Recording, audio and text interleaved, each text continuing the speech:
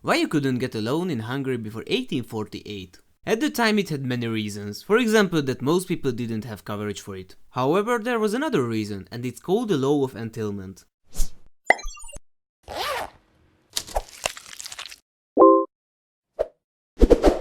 It was introduced in 1351 by Louis the Great. Before that the old laws were in charge. Firstly, Stephen I gave out the first lands as a king, so this was the first time that anyone received lands. These lands that Stephen had given were the ancient lands, and those that were given by kings after him will be called the donated lands. After this, Kalman had introduced a new law, and only the sons, brothers or the brothers' sons could receive the lands. If there was no such thing in the family, then the donated lands would revert to the king and the ancient lands would be given to other members of the family.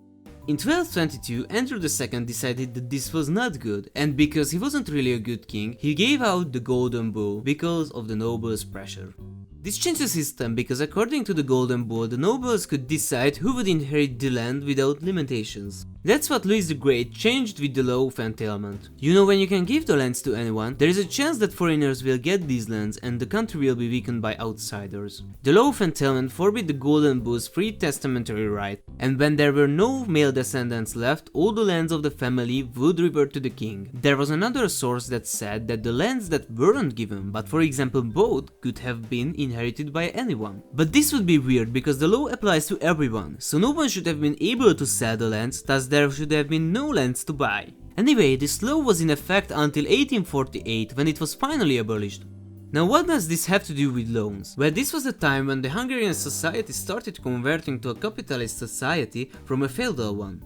To start building factories and stuff like that, they needed money, but their wealth was mostly in the form of land. So even if they were rich, their wealth wasn't liquid and they couldn't do anything. Only a handful of people that had enough money could start some businesses who had enough capital to do that, but the others couldn't.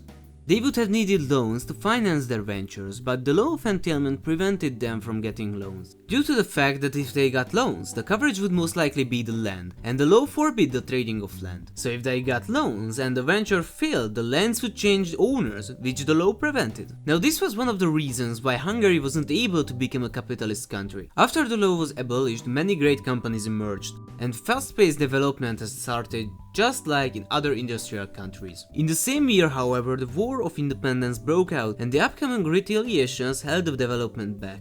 But after the compromise with Austria, in 1867, great advancements were made.